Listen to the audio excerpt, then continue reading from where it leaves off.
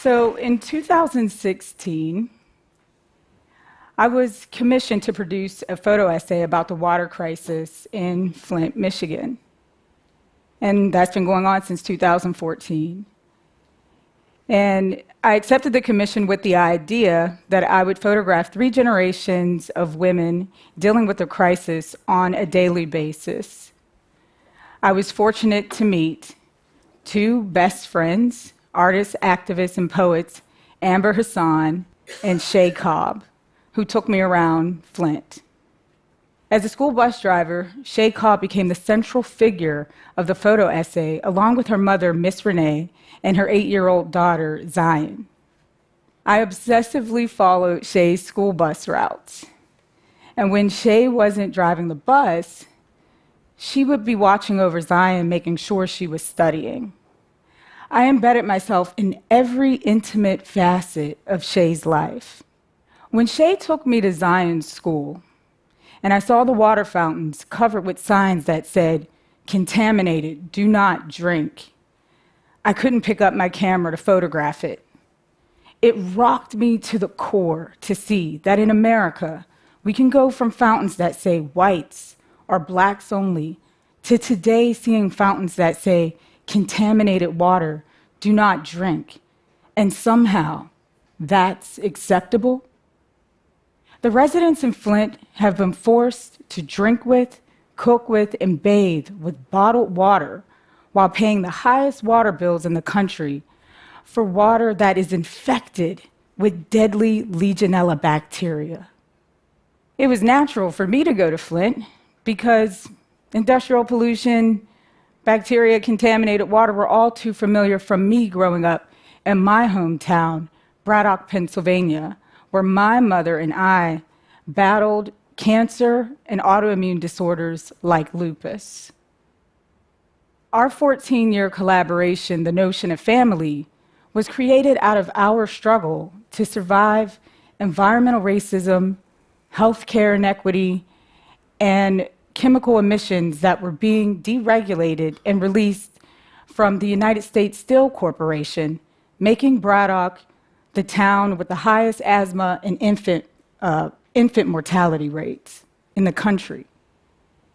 From the Monongahela River to the Flint River, in the words of W.E.B. Du Bois, the town, the whole valley, has turned its back upon the river. It has used it as a sewer, as a drain, as a place for throwing their waste. General Motors has been cited for dumping chemicals in the Flint River for decades.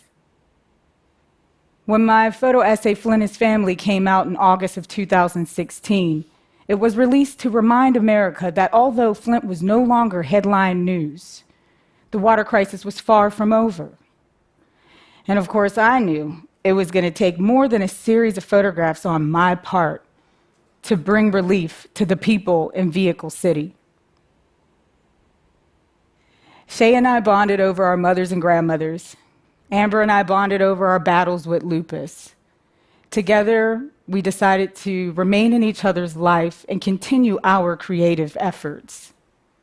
In 2017, Shay and Amber co-founded artist collective The Sister Tour, whose mission is to provide a safe space for Flint artists.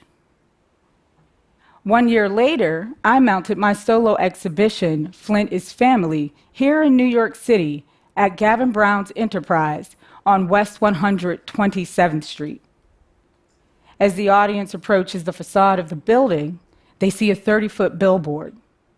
The 30-foot billboard is made of 3 large color negatives with the message, "Water is life," spelled out in Nestle water bottles by the Sister Tour.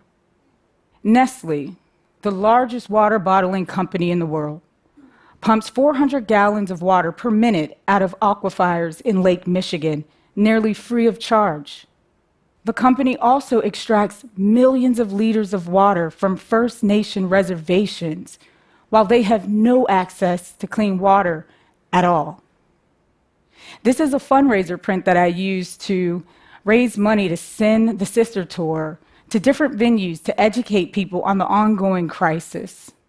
I also continued to keep it in the public eye by producing countdown flags that were raised on institutions across the country. This past June, Amber emailed me with the news that Michigan's Attorney General dropped all criminal charges in the Flint water crisis investigation, where 8 state and city employees were facing charges as serious as manslaughter. I could no longer idly stand by and wait for the government to do its job.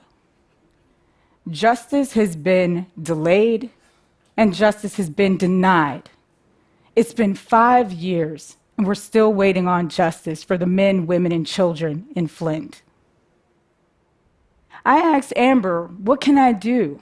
She told me about a man named Moses West that she met in Puerto Rico who invented a 26,000-pound atmospheric water generator. Amber took Moses to elected officials in the city of Flint.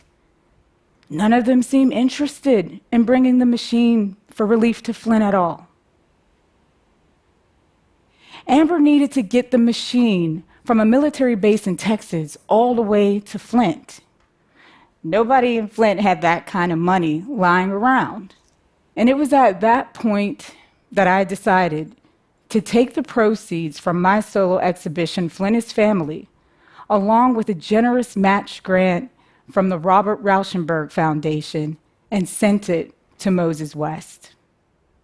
This past July, Moses West and his atmospheric water generator arrived to Flint, Michigan on North Saginaw between Marengo and Pulaski, and it's actually still there right now, operating.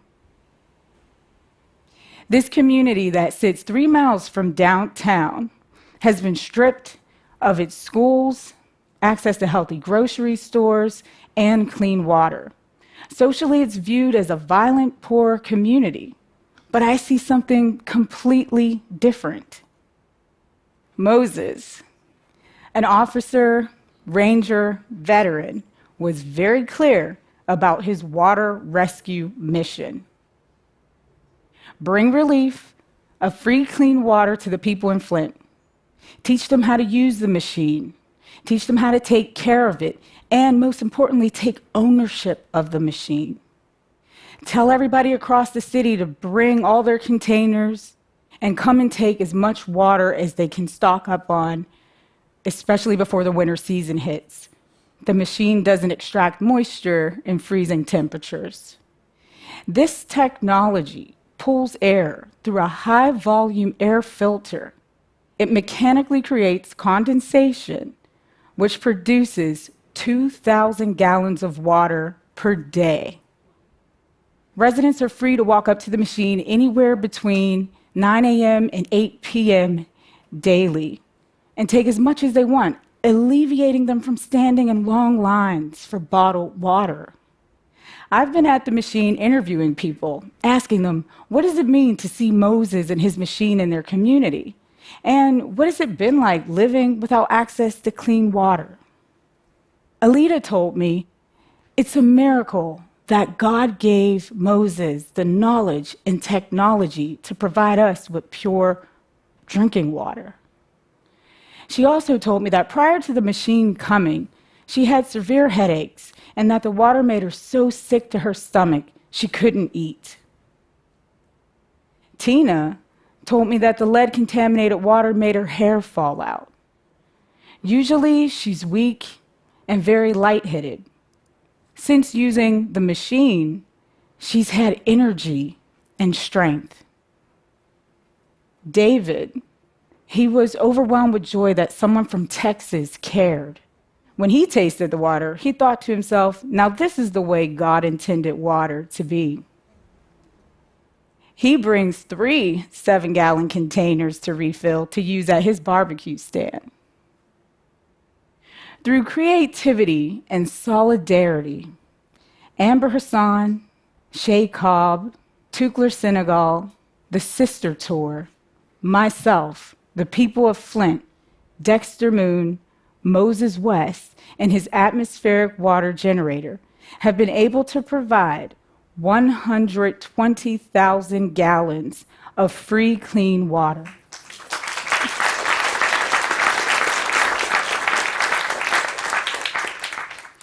The people in Flint deserve access to clean water. Water is life. It is the spirit that binds us from sickness, death, and destruction.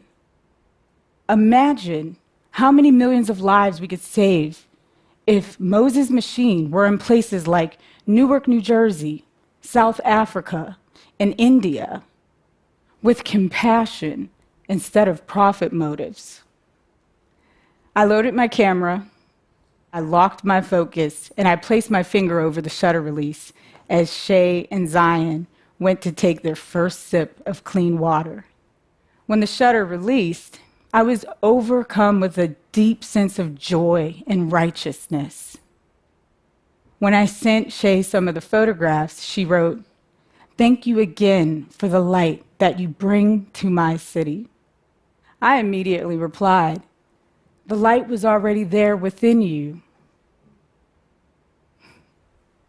It's been 4 years since I've been photographing in Flint, and finally, I've been able to render a poetic justice. No matter how dark a situation may be, a camera can extract the light and turn a negative into a positive. Thank you.